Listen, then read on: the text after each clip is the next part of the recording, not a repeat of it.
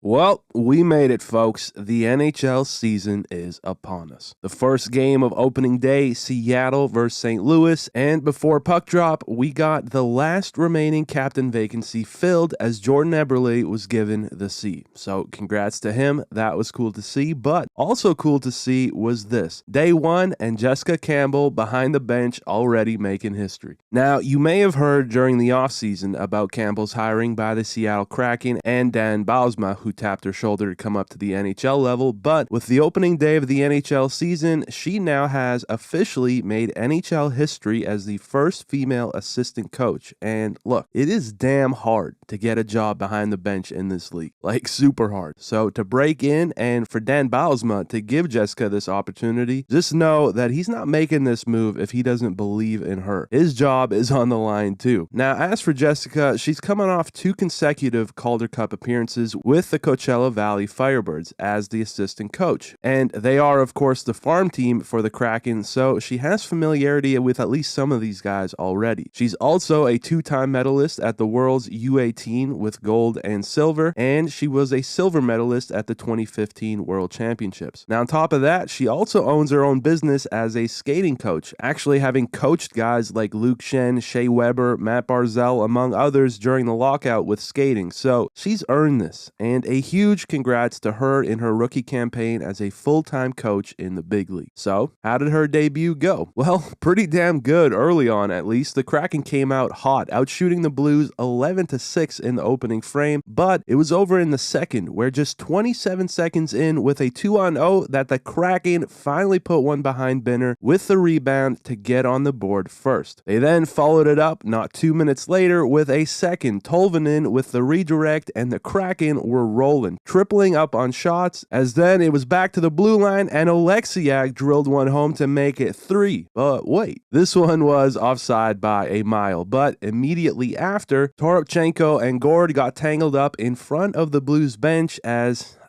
hockey's back, boys. But this was the turning point of the game. Again, it was in front of the Blues bench, and it must have fired them up because they were different. A big stop from Binnington, followed by a penalty from Larson, but not before another scrum, as things got a bit heated again. But after all was said and done, it was indeed St. Louis who would go to the power play, and if the momentum hadn't shifted yet, it did after Kyrou just walked in and got the Blues on the board with the backhand. Catches the Kraken flat-footed, and then not 2 minutes later, it's Broberg from Falk to tie this baby up. Broberg, obviously with his first as a Blue, rough one to let in, but the Blues were far from done, as just 20 seconds later, it's Kyrou all alone, and he picks his spot for his second of the game to make it 3 in a row off a tasty dish from Texier to get it up to Kyrou, and just like that, they would take the lead in what was an explosive middle frame, which then gets us over to the third and final period where the Kraken were just gobbled up by the Blues. They could not get a shot on goal to save their lives, though I did think this was a cool shot. Jessica Campbell trying to draw something up in the offensive end, but unfortunately for her and for the Seattle Kraken, it just wasn't the same game anymore as the Blues,